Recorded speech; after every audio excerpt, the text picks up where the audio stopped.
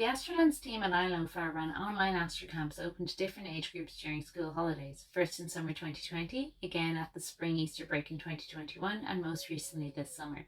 The participants were divided by age, and the themes of astrophysics and space science were explored over the course of the camps, running daily from 10 a.m. to 1 p.m. The sessions were varied to keep interest and focus. Key tips are to be organised, very organised. Test and check all parts of your event, test and become familiar with the platform you are using, have backup options for any technology features and options if participants have trouble with their internet connection or other issues. We had an online timetable to hand with links for all the materials. Whatever you'll need, have it all in one place so it can be easily found if anything goes wrong or crashes.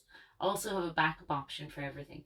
We had all resources for the camps shared and accessible to all facilitators so that the leading presenter for each session could change at last minute if necessary.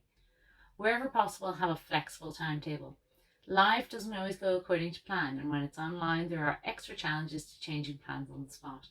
We did include guest speakers for these camps, but for the most part had them on in the first morning slot, so that if the questions ran on, we could modify our own activities to the available time left. The facilitators also kept in touch to communicate any issues or delays using a separate chat platform such as Slack.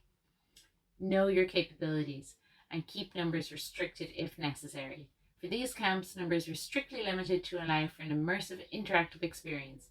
With 3 facilitators, we restricted the capacity to 21 participants per camp. This allowed for all to have the chance to ask questions with guest speakers and participate in group discussions, and 3 breakout rooms with small groups of 7 participants, ideal for all to be fully involved in the activities. Do make use of helpful technology features such as breakout rooms. This is especially helpful with the young audience to keep things moving and fresh. It is important to keep the structure varied.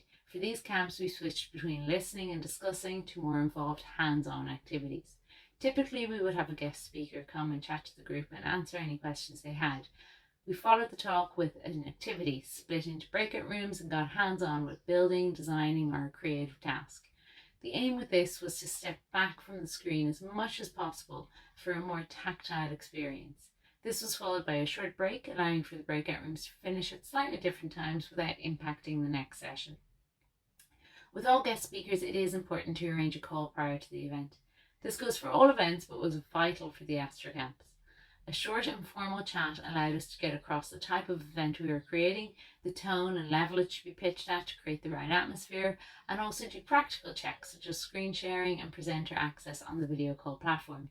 For these camps, a casual, informal, but of course well-informed tone worked best. It is important to remember that there are benefits to running camps and workshops online. Although different to an in-person experience, it does allow people to join from wherever they are, and with younger participants we found that some with anxiety issues or different learning needs were more comfortable participating from the safety of their own home, and the option to interact and ask questions via the chat box instead of speaking up was appreciated. I'm happy to chat about any of this in more detail, just drop me a line. Thank you.